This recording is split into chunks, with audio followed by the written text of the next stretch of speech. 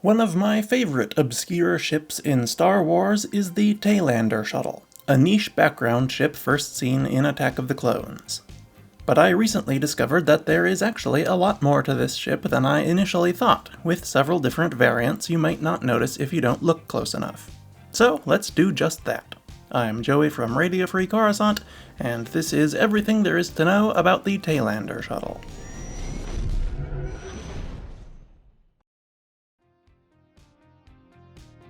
Original Taylander.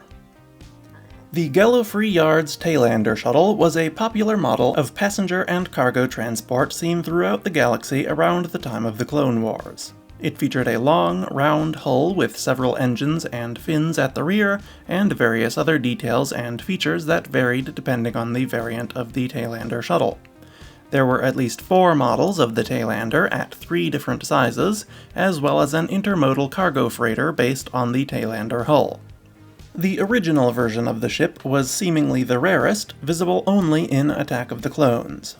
It was a fairly standard Gallifrey Yards design, very similar to their YKL-37R Nova Courier and GR-75 medium transport freighters, as well as other less famous Gallifrey vessels.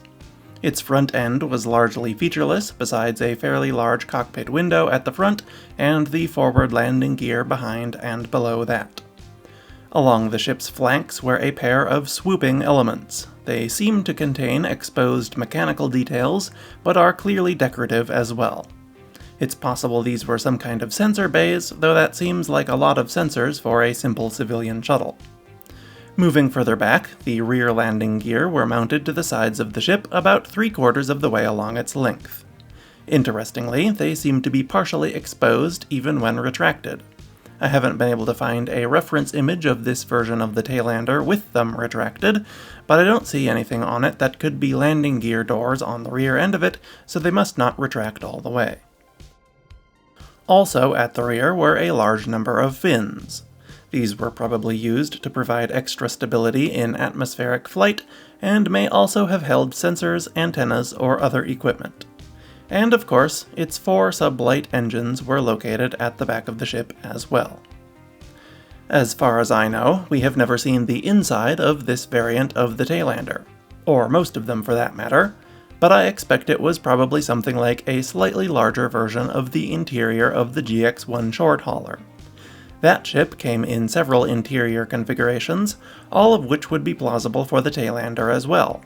It could be a yacht or diplomatic shuttle with fairly comfortable passenger quarters, a starbus with several rows of passenger seats for shorter flights, or even just a bare-bones cargo ship. Any of those would make sense for the Taylander, and I would expect customers could choose between them upon purchasing. This version of the Taylander entered service sometime before 32 BBY and was seen as late as 22 BBY. This original Taylander shuttle measured 43.5 meters long by about 19 meters wide and 11 meters tall. It had a top speed of 950 km per hour and a Class II hyperdrive. It could be piloted by just one pilot, though I expect it was meant to be crewed by 2 or 3. It could probably also carry 20 to 30 passengers, 20 to 50 tons of cargo, and 3 months of consumables. Its price was likely around 95,000 credits new, or 40,000 used. Taylander II. At some point shortly before the Clone Wars in 21 BBY, the Taylander Shuttle received a bit of an update. While one could certainly argue that this version of the Taylander is just a slightly inaccurate translation from live action to animation, the existence of several other much more distinct variants means we may as well consider the Clone Wars model its own variant too. Despite an overall very similar appearance to the original, it did have several fairly significant structural differences. For starters, the Taylander II lacked the cockpit window of the original. In fact, as far as I can tell, it lacked any windows altogether, and is one of the only ships I can think of not to have any. I'm sure there are others, though. The Taylander shuttle was very heavily armored to make up for its lack of weapons, so perhaps the big window was considered a weak point and was removed to further sell the ship as an extremely secure transport. Windows don't usually seem to be much of a problem, even on military vehicles, but it's certainly possible. Moving backward, the Taylander II could optionally be fitted with a pair of airlocks roughly amidships. The absence of an airlock isn't unusual, lots of ships don't have one, but it is interesting that this version of the Taylander could be seen both with and without airlocks. Customers looking for maximum security and protection from pirates could order it without the airlocks, but customers looking for more flexibility could get it with them. A much more noticeable change to the Taylander II were its rear landing gear. They were moved from the sides of the ship to the bottom, and fully enclosed within armored blisters when retracted, like the forward gear. However, the biggest structural change was the number of engines. Where the original had 4 of them, the Taylander II now had 8. These could potentially give the ship a much higher top sublight speed, but it's also possible it just needs them to compensate for added weight from the other changes, or because the company switched to cheaper, less powerful engines. In addition to these major changes, there were also several very minor ones. The proportions of the ship's spine were slightly altered, its various fins were reconfigured, and a few other tiny details were changed. This version of the Taylander existed at least as early as 21 BBY and could be seen throughout the Clone Wars, Civil War, and beyond. It was used for everything from cargo shipments to commercial passenger flights on dozens of planets, and some even entered the service of the Rebel Alliance. The Taylander II measured 43.5 meters long by about 22 meters wide and 13 meters tall, just slightly larger than the original, mostly because of its fins. It may or may not have had a faster atmospheric speed thanks to its extra engines, and probably cost a few thousand more credits. The rest of its stats were almost certainly identical to those of the original, though. Taylander XL. Sometime after the end of the Clone Wars, Gallifrey Yards introduced a new version of the Taylander, which I will refer to as the Taylander XL or the Taylander Liner. This vessel was about twice the size of the previous models, and had a slightly different mission profile. For the longest time, I always assumed that this version's size was a scaling mistake by the Star Wars Rebels team, but I recently noticed that the Clone Wars version of the Taylander also appears in several episodes of Rebels. Not only that, but upon closer inspection, both it and the Taylander XL appear in the same shot at least once, proving that the liner version is indeed an intentional in-universe variant. I don't really know why I ever thought otherwise, but I suppose it was probably because the two versions are very different but are still lumped together under the same Wikipedia entry, and I noticed the size difference long before I learned to take Wikipedia with a grain of salt, or paid attention to the more tangible changes made to the ship. This version of the ship still followed the familiar layout of the previous versions. Long round hull, airlocks in the middle, engines and a bunch of fins at the rear, etc. Unlike its predecessors, though, the liner variant had several rows of windows along its hull to make flights aboard it more palatable to its passengers, replacing the decorative swoosh groove of the other models. The rest of the ship's details and structure were basically just larger versions of those of the Taylander II, but it once again had a different engine configuration. The Taylander had 6 engines now, 2 large, 2 medium, and 2 small. The interior of the Taylander XL is where it really diverged from the others. While to my knowledge we have never seen inside of a standard Taylander, they were likely very similar to either the Starbus or Shuttle versions of the GX-1 short hauler. The Taylander XL, however, appeared to be set up as a liner with individual cabins for longer haul flights.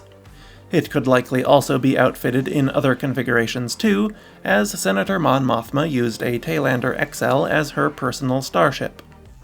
The Chandrila Mistress could certainly have been set up with the same interior to allow Mothma to carry a large entourage around with her, but I think it's more likely that it was set up more akin to a smaller CR-90 with various diplomatic facilities on board instead. The Taylander XL measured about 80 meters long by 42 meters wide and 26 meters tall, based on the scene where Mon Mothma's Taylander docks to the Ghost. The other appearances of the XL model also support this size, but that's the most concrete size comparison we get. It probably had the smaller model's Class 2 hyperdrive and top atmospheric speed of 950 km per hour, but I doubt any of its other stats were similar. I would guess it would need at least 10 crew and carry 100 passengers, 500 tons of cargo, and 6 months of consumables, though it could potentially carry just about any amount of any of those. The increased size of the Taylander liner would naturally come with an increased price tag as well, perhaps around 300,000 credits new or 100,000 used. Tailander XCE. Inarguably, the least well-understood Taylander shuttle model is the Taylander XCE. This is the first version of the ship to be officially distinct from the others with its XCE designation, though sadly we don't know what that means. The ship can barely be seen several times on Navarro in The Mandalorian, and was shown slightly better and given a name in the Mandalorian visual guide. It has probably appeared in other places as well, but it's very small and hard to see even in the places we do know it's been, including the visual guide. As far as I can tell from the couple of clearish frames of the ship, it appeared to be a sort of blend between the Taylander Shuttle and the Gozanti cruiser.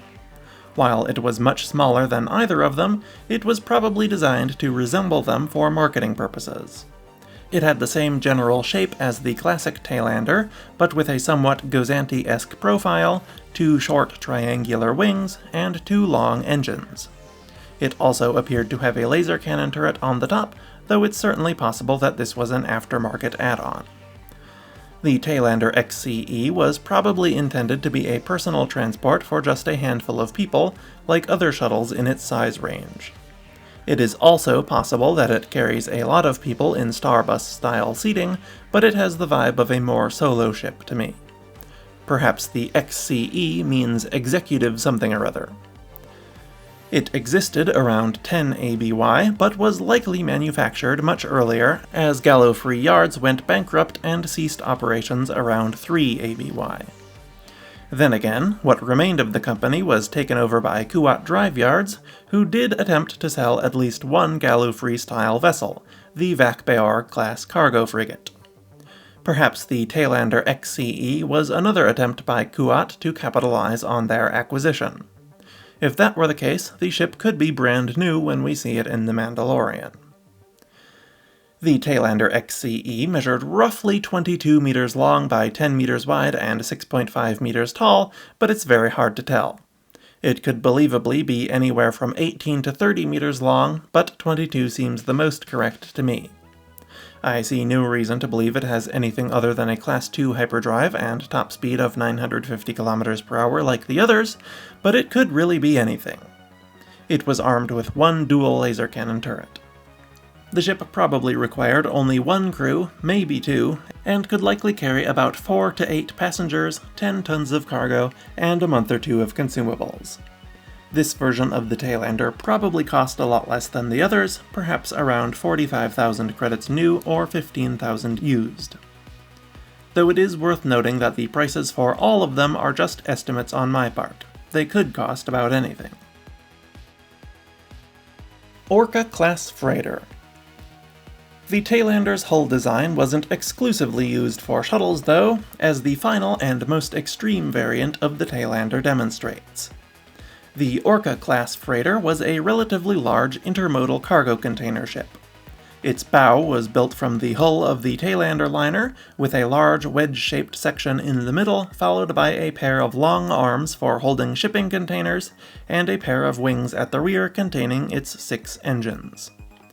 The scale of the Orca is a little bit confusing, as its first and last scene make it look about the size of a CR-90 Corvette, but the exterior and interior scenes in between them make it seem like it should be double that size.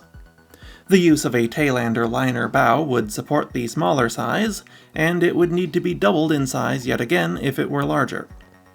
I think considering Gallifrey Yard's financial troubles, it seems more sensible that they would want to reuse parts, assembly lines, and logistics chains to make manufacturing the Orca cheaper, so the smaller size makes more sense to me. The only problems with it are that the escape pods seem a little small at that size, though not unbelievably so, and the cargo containers, which look like the same model as those carried by the Class 4 container transport, would be about half the size they should be. But I'm pretty sure I've seen them in other sizes before, and obviously containers can be built at multiple sizes in real life, so I'm not too worried about it. The Orca-class freighter was capable of carrying up to 108 of these containers, as well as some internal cargo. It was likely designed to compete with the Class 4 container transport and similar large intermodal freighters. The ship was in service by one BBY when one was used by the Empire to transport a Kyber crystal for Project Stardust. It does not seem to be a standard ship in the Imperial Navy, though, as that one is the only Orca we have seen in Imperial use. Though to be fair, it is also the only Orca we've seen at all. The Orca-class measured about 160 meters long by 100 meters wide and 20 meters tall, not including the height of its containers. Its increased mass from the wide shoulders and long tails mean that it probably had a lower hyperdrive and atmospheric speeds, perhaps a Class 3 and 750 km per hour, respectively.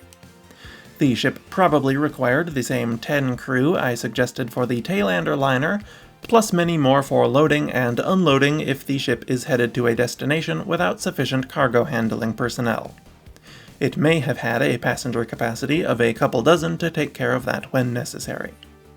Its cargo capacity is much harder to say, but if we assign each of its 13 by 16.5 by 7.5 meter cargo containers a capacity of 1,000 tons, that would give it a total of 108,000 tons, plus probably another 500 to 1,000 tons of loose internal cargo.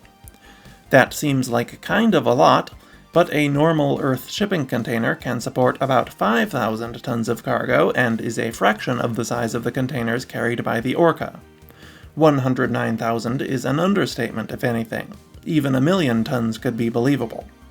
But Star Wars ship cargo capacities are almost always nonsense if you think about them too hard, and the inconvenience of hauling around a giant stack of containers must come with some kind of benefits. So 109,000 tons it is. The price of such a ship is fairly hard to say. With its extended size and whatever sort of tensor fields are required to carry the containers, it would probably be quite a bit more expensive than the Taylander liner it was based on, possibly around 500,000 credits new or 250,000 used. And that's everything there is to know about the Taylander Shuttle and all its variants. Please let me know which version is your favorite, and what other ships you'd like to see covered in the future. I think my favorite is the original version from Attack of the Clones, but I am quite fond of the new XCE variant, and the liner model is growing on me as well. But anyway, thank you for watching, and I will see you next week. RFC, out.